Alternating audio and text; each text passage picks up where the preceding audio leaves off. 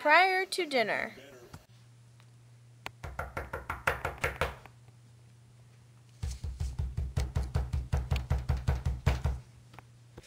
Hello? Hi, my name is Christine Ladd Franklin. I have done copious amounts of research on experimental psychology. It was my wish to have Mr. Titchener read my paper, but he would not. I have completed the requirements for the PhD program in mathematics at Johns Hopkins University, but did not receive my doctorate due to the fact that I am a woman.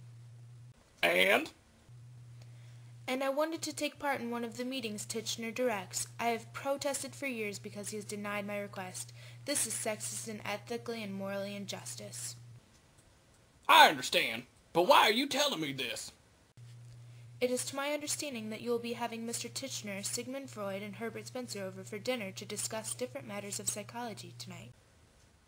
That is correct. I was wondering if I could hide underneath your dining table to simply listen to the thoughts and ideas that will be exposed. I promise to be completely silent and to keep this strictly between you and I. I don't know. I know this sounds ridiculous, but this is an opportunity that I will never get again. Do you care about the advancement of women? I do. Please help me with this. I promise that I will not let you down. I will, under certain conditions. Yes, anything. 1, you will have to try, no matter what, to be completely silent, whether or not you agree with the ideas. Of course, you won't hear a peep. 2, you cannot take any of their ideas as your own, under 0 circumstances, or I will feel it necessary to call you out on the dishonesty. I have no interest in theft. I just want to gain more knowledge for myself. And last but not least, if you do get caught, I was unaware that you were hiding out. You snuck in earlier in the day. Deal. Thank you so much. You do not know how much this means to me. I could not ask for anything else. Mid-dinner conversation.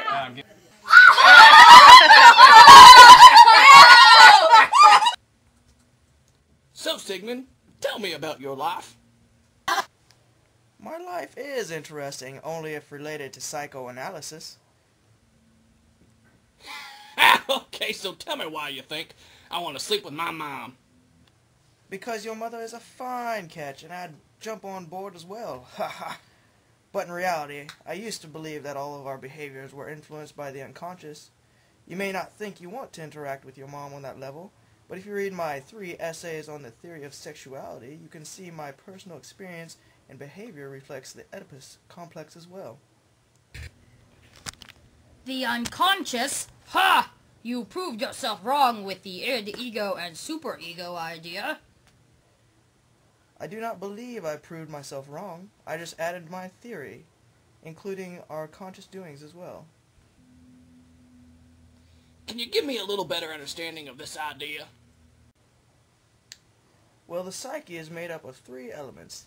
The id is the pleasure-seeking aspect, the ego uses reality and pleasure-seeking qualities, and the superego is a moral component.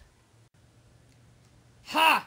I read this book that demonstrates this clearly the other day. You might like it, Freud. It's a little children's book, The Cat in the Hat. You may have heard of it. Oh, I have read that. I see. The id is the cat, the ego is demonstrated by the children, and the superego is the fish. Yes, exactly. The little kids are left home alone, and the cat comes in and tries to sway them to do naughty things because it is fun. The children understand the consequences but also want to have fun. The fish continues to remind them of the morally correct behavior. Oh, how cute. They probably haven't matured to the genital stage of psychosexual development because, as we all know, the id is the only way to go. Ha! So do you think the little boy wanted his mom as well? Ha! Just messing with you. Maybe you should do a little introspection, Mr. Freud. Ha!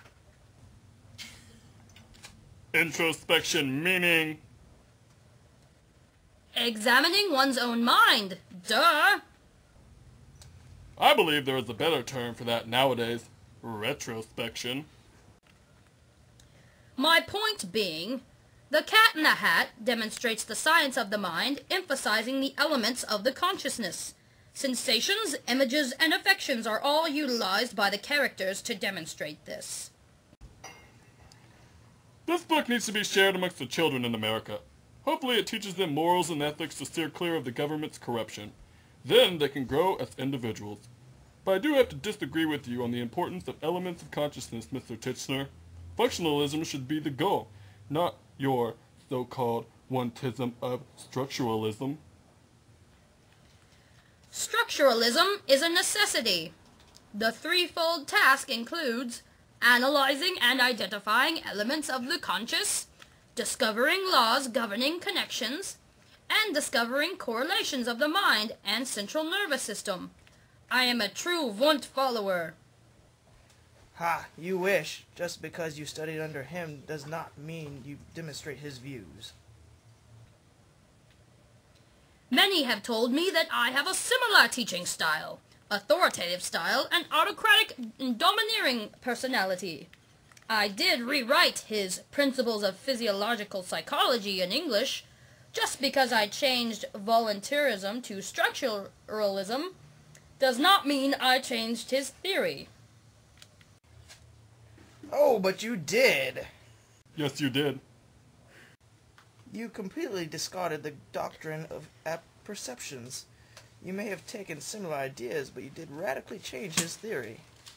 I will always consider myself a true Wundtian. So, Mr. Spencer, what do you think about the huge growth in immigrant population and diversity? I think they said something along the lines of a growth of 21% recently. I believe it is the white man's burden. I don't understand.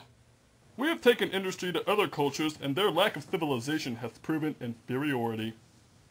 So does that coincide with your survival of the fittest theory?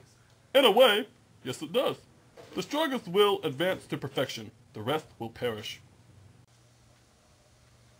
What happens to the white men that are losing as well? Farmers are losing land to railroads. Mom and pop shops are being overthrown by other businesses. Well, that is what occurs when the government interferes. Social injustice, welfare should be for the church. Diesel runs under the table to Miss Franklin.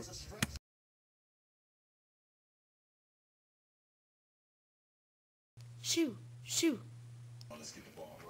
Diesel runs out of the room. Please excuse my dog. She thinks she is human. That is right, she is beautiful. But if I do say so myself, cats take reign over dogs. Is that because there is not a dog in the Cat in the Hat? Ha! No, because they base their behavior solely on the unconscious. As long as basic needs are met, they are satisfied. So what you're saying is, you want a creature that does not interact, does not listen, does not grow intellectually, but can poop in a box and stay alive for years depending on another to care for it. Or is that because they support your theory in the fact that they would impregnate their mothers if they were in heat? Okay, so Mr. Spencer, your choice of a pet would be a dog? Ha! No!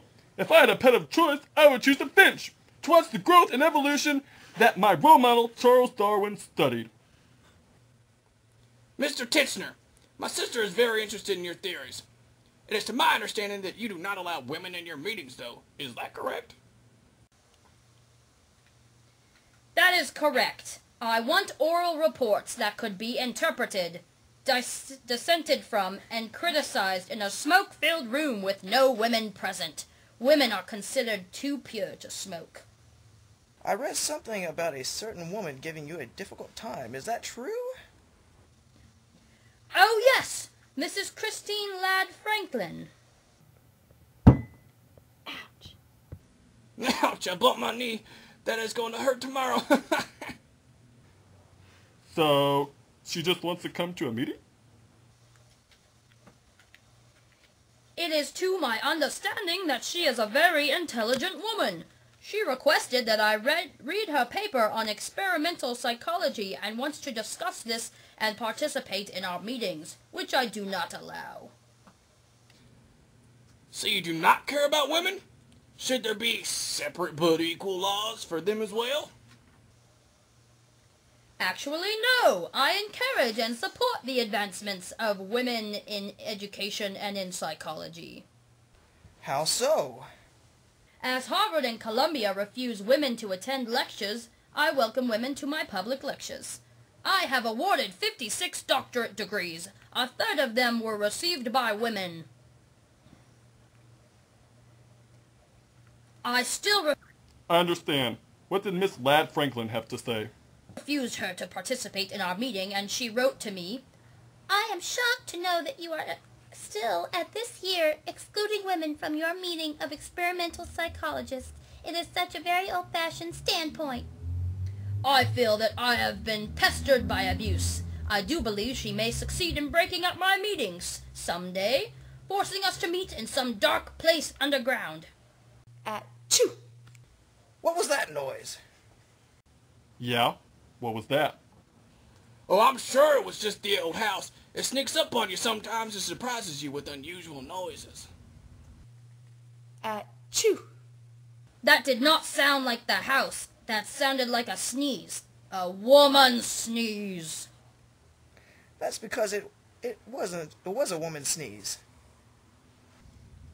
Oh my goodness, what are you doing under there? Oops. I dropped my pencil under here earlier and I was looking for it. Then you all came into the room for dinner, so I hid under here because I did not want to interrupt. Yeah, right. This is preposterous. And you wonder I deny you into our meetings? You are an embarrassment to yourself. It shocks me.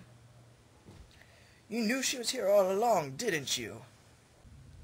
Of course not! I would never disrespect any of you that way. She must have broken into my house when I was at the market earlier. Tessner, calm down. You said yourself that you wanted advancement for women in psychology. This shouldn't be a big deal then, right? Ha!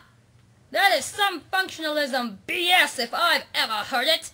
This dinner is over. Give my thanks to your cook, your untrustworthy and selfish so-called student. You will not get far cheating your way through. Clearly his mother did not nurture him enough. Ha! I apologize for his reaction. I enjoyed your enthusiasm and dedication in furthering your education in psychology. It is people like you that will succeed in society and will continue to set the level for others to attempt to achieve. Thank you. That means so much. I used to say to myself, the great question that has never been answered and which I have not yet been able to answer, despite my 30 years of research into the feminine soul, is, what does a woman want? You have proven to me women want equality and to strive for the ability to use their education effectively.